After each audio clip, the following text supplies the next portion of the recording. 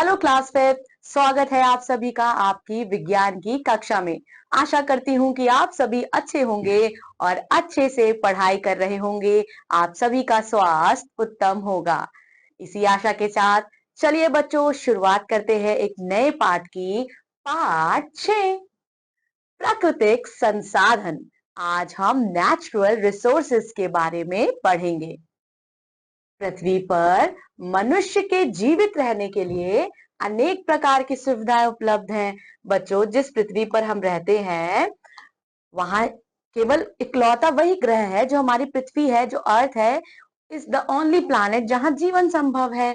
तो पृथ्वी पर मनुष्य के जीवित रहने के लिए अनेक प्रकार की सुविधाएं उपलब्ध है।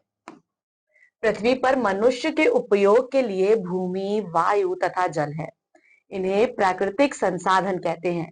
प्रकृति में वे सब पदार्थ आते हैं जो मनुष्य ने नहीं बनाए हैं। ठीक है, प्रकृति पे वे सब पदार्थ आते हैं जो मनुष्य ने नहीं बनाए हैं, यानी जो नेचुरल है, जो मैन मेड नहीं है, जिसमें मनुष्य का, ह्यूमन का कोई भी योगदान नहीं है। प्रकृति में उपस्थित हमारे लिए उपयोगी पदार्थों के भंडार को प्राकृतिक संसाधन कहते हैं। भूमि का उपयोग इस पर रहने तथा फसलें उगाने के लिए किया जाता है। भूमि में हमें कोयला, क्या क्या मिलता है बच्चों? कोयला, कोल, पेट्रोलियम और खनिज यानी कि मिनरल पदार्थ प्राप्त होते हैं। वायु से ऑक्सीजन, नाइट्रोजन, नियॉन आदि प्राप्त करते हैं, जिनका उपयोग विभिन्न कार्यों में किया जाता है। जल हमारे लिए बहुत उपयोगी है। हम जल को पीने, फसलें उगाने, खेतों की सिंचाई आदि के प्रयोग में लाते हैं। गिरते हुए जल से बिजली बनाई जाती है। जल से हाइड्रोजन तथा ऑक्सीजन को अलग अलग करके उनका उपयोग विभिन्न कार्यों में किया जाता है। भूवैज्ञानिक के अनुसार 2000 खनिजों का पता लगाया जा चुका है, किंतु किंतु बच्चों 24 जो मिनरल्स हैं, 24 खजानों को ही चट्टान निर्माता खनिज की संख्या दी जाती है। चट्टान निर्माण में 8 प्रमुख तत्वों का सर्वाधिक योगदान है।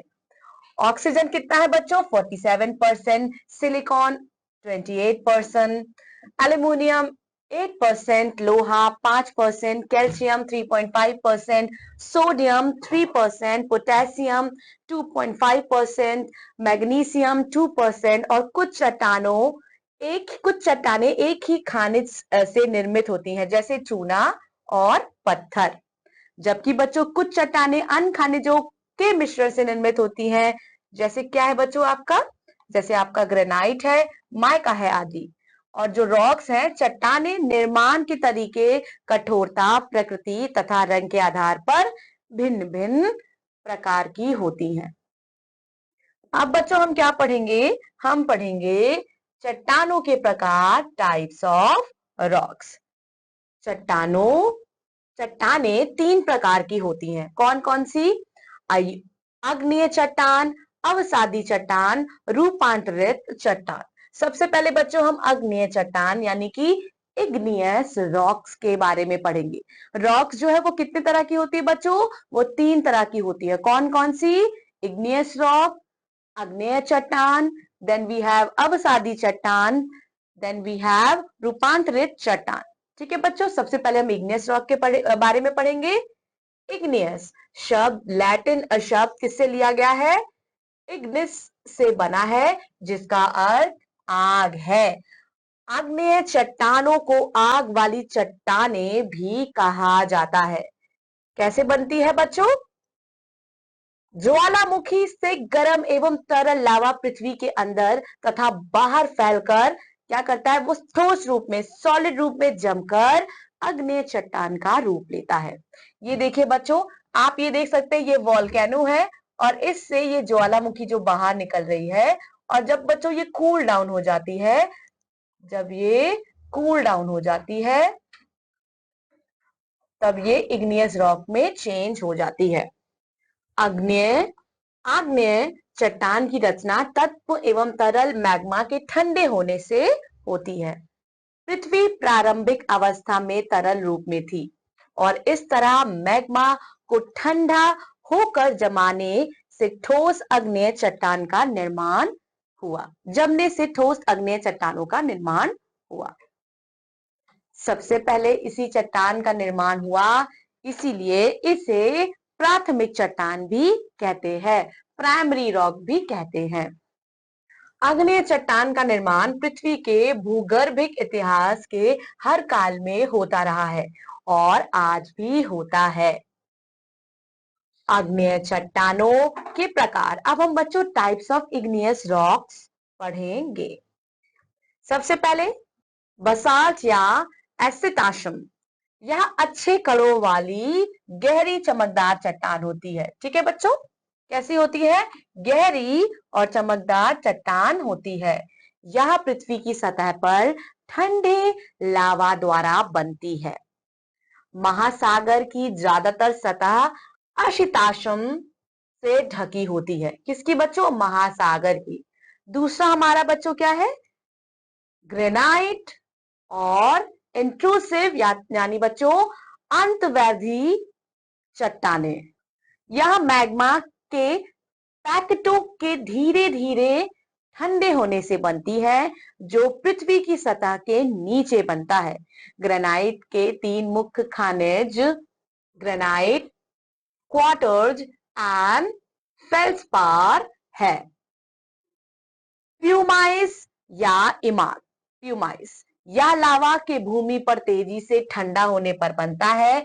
ये हल्के रंगों वाली अग्नेय चट्टानें होती हैं तथा वायु के स्थित होने के कारण इनकी संरचना स्पंजी होती है। इसका उपयोग शरीर की सफाई करने वाले पदार्थ के रूप में किया जाता है। आग्नेय कांच या बहिर्वेधी आग्नेय चट्टानें, इग्नियस ग्लास और एक्सट्रूसिव इग्नियस रॉक्स। यह लावा के तेजी से ठंडे होने के कारण बनता है और यह ज्यादातर बच्चों काले रंग का होता है। इसका उपयोग बच्चों आभूषण यानी कि ज्वेलरी बनाने में किया जाता है। Here are the picture of आसिताशम, ग्रेनाइट, झमाक, और बच्चों ये झमाक होगा, और आग्नेय कांच यानी कि इग्नियस ग्लास। सो बच्चों आप देख पा रहे हो जो रॉक्स है वो कितने प्रकार की होती है। हमने इग्नियस रॉक के बारे में पढ़ा। अब हम अवसादी या परतदार चट्टान, जिसे बच्चों सेडिमेंट्री और लेयर्ड रॉक भी कहते हैं। इन चट्टानों का निर्माण अपरदन के द्वारा प्रवाहित पदार्थों से होता है, इरोजन के द्वारा होता है। इन अवसादी चट्टानों को परतदार चट्टान भी कहते हैं क्योंकि इनमें अवसाद परतों के रूप में जमा होता है। अपक्षय एवं अपरदन के विभिन्न साधनों के द्वारा पृथ्वी की सतह पर स्थित चट्टानों की टूट फूट से प्राप्त मलबा बहाकर ले जाया जाता है और समुद्री तलों में जमा होता रहता है। इस प्रकार अतः अंत में परतदार चट्टान की रचना होती है।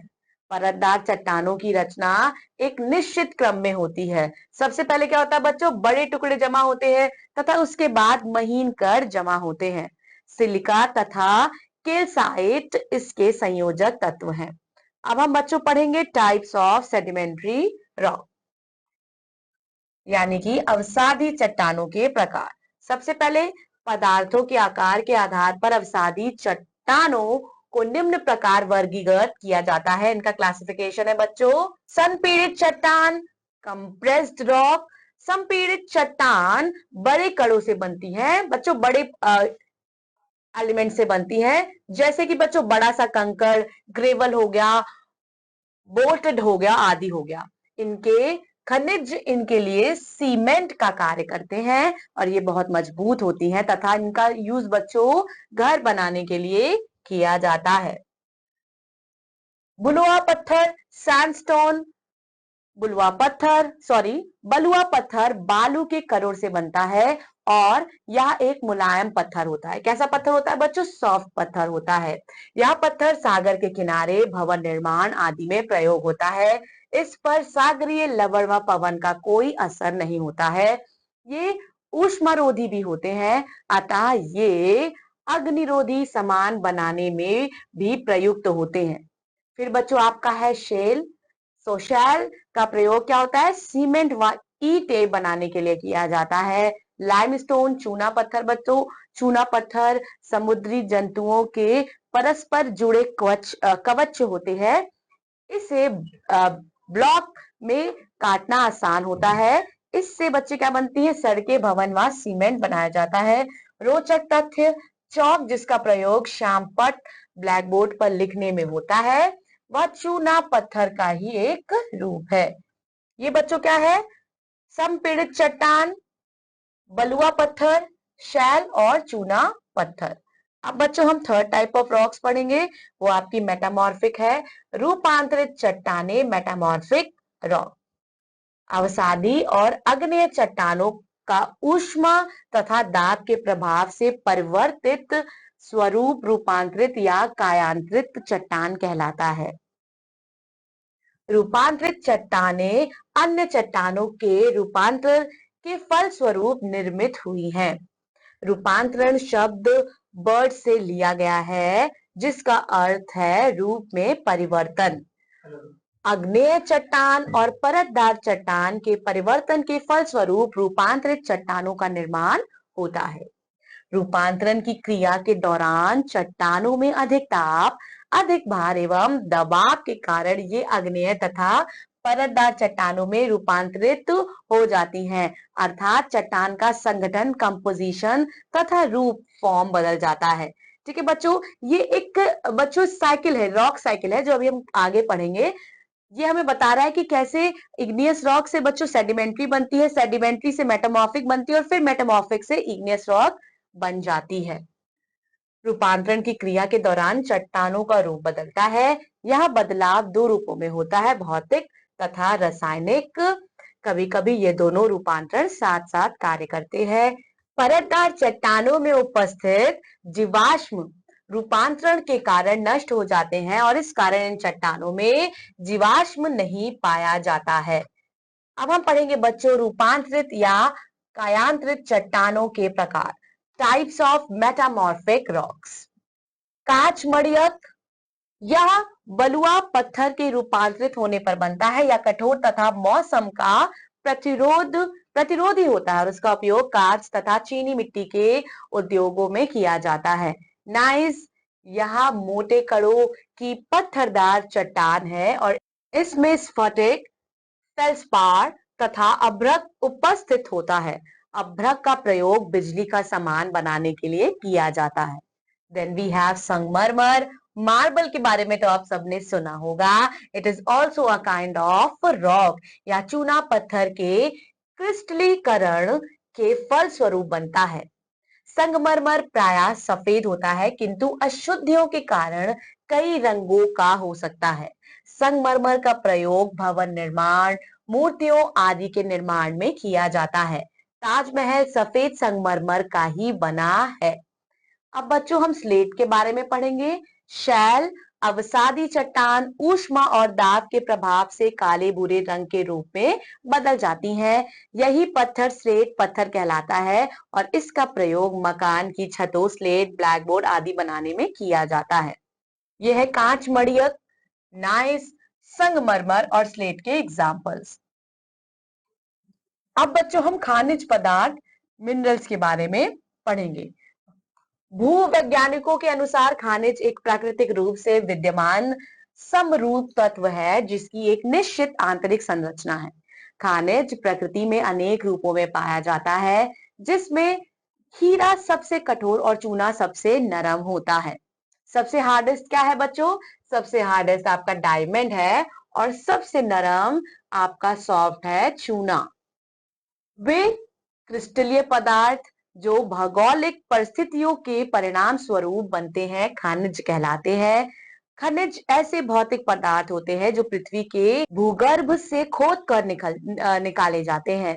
लोहा, अभ्रक, कोयला, बॉक्साइट, नमक, जस्ता, चूना पत्थर आदि मुख्य खनिज पदार्थ के उदाहरण हैं। अब हम पढ़ेंगे बच्चों खनिज के प्रकार, टाइप्स ऑफ मिनरल्स। प्राकृतिक रूप में से प्राप्त खनिज निम्नलिखित तीन प्रकार का होता है। ठीक है, धात्विक खनिज, अधात्विक खनिज ऊर्जा खनिज या जीवाश्म ईंधन। सबसे पहले बच्चों हम धात्विक खनिज के बारे में पढ़ेंगे, मेटालिक मिनरल्स के बारे में पढ़ेंगे। जब खुदाई की जाती है तो पृथ्वी में से निकलने वाले पदार्थों में कई तरह की अशुद्धियां होती हैं। विभिन्न प्रकार की प्रक्रियाओं द्वारा अशुद्धियों को दूर किया जाता है और इसके पश्चात हमें जो खनिज प्राप्त होता है उसे बच्चों हम शुद्ध खनिज कहते हैं, जिसे धात्विक खनिज भी कहते हैं। ठीक है। धात्विक धात्विक खनिज के प्रकार। सो टाइप्स ऑफ मेटालिक मिनरल्स। लौह धातु, अलोह धातु, बहुमूल्य खनिज। Ferrous metals, non ferrous metals and precious minerals. कौन कौन से बच्चों उदाहरण में? लोहा, अयस्क, मैग्नीज, निकल, कोबाल्ट आदि। तांबा, लेड, टिन, बॉक्साइट, सोना, चांदी, प्लेटिनम आदि। अब बच्चों हम पढ़ेंगे अधात्विक खनिज यानी कि नॉन मेटालिक मिनरल्स के बारे में। ऐसे खनिज बच्चों जिसमें अयस्क अयस्क जिनको खुदाई में से निकाला जाता है और शुद्ध करने के बाद अधातु प्राप्त की जाती है, उन खनिज पदार्थों को अधात्विक खनिज कहा जाता है। एग्जाम्पल ग्रेनाइट, सल्फर, लवण, पोटाश, अभ्रक, संगमरमर, चूना पत्थर, बलुआ पत्थर आदि। ऊर्जा खनिज या जीवाश्म ईंधन, एनर्जी मिनरल्स और फॉसिल फ्यूल्स। जिन खनिज पदार्थों से ऊर्जा की प्राप्ति होती है, ऊर्जा खनिज या जीवाश्म ईंधन कहलाते हैं। जीवाश्म ईंधन के उदाहरण कोयला, पेट्रोलियम और प्राकृतिक गैस है। कोयला, कोयला पौधों के अवशेषों द्वारा निर्मित चट्टान है। लाखों वर्ष पूर्व भूमि घने दलदली वनों से ढकी हुई थी। वृक्षों के सूखने पर ये इन दलदलों में गिर गए। कीचड़, रेत तथा नए पौधों की परतें उन पर इकट्ठी हो गईं। अधिक ताप तथा दाब के कारण ये कोयले में परिवर्तित हो गए। देन वी हैव पेट्रोलियम, यानी कि बच्चों पेट्रोल किस लिए इस्तेमाल होता है? गाड़ी जो है वो पेट्रोल फ्यूल के कारण ही चल पाती है। समुद्री पौधों तथा जंतुओं के मरने पर उनके शरीर तली में डूब जाते हैं। अधिक अवसाद ऊपर इकट्ठा हो जाते हैं। ये धीरे धीरे लाखों वर्षों में पेट्रोल में परिवर्तित हो गए। परिष्करणशाला में पेट्रोलियम को गर्म करके वाहनों के लिए पेट्रोल तथा डीजल, मिट्टी का तेल, मोमबत्तियां तथा पॉलिश प्राप्त की जाती है। प्राकृतिक गैस यानी कि नेचुरल गैस या एक स्वच्छ एवं विषैला जीवाश्म ईंधन है। ये कैसा होता है? ये रंगहीन होता है और गंधहीन होता है और इससे बच्चों पाइपलाइनों के माध्यम से आसानी से स्थानांतरित किया जा सकता है।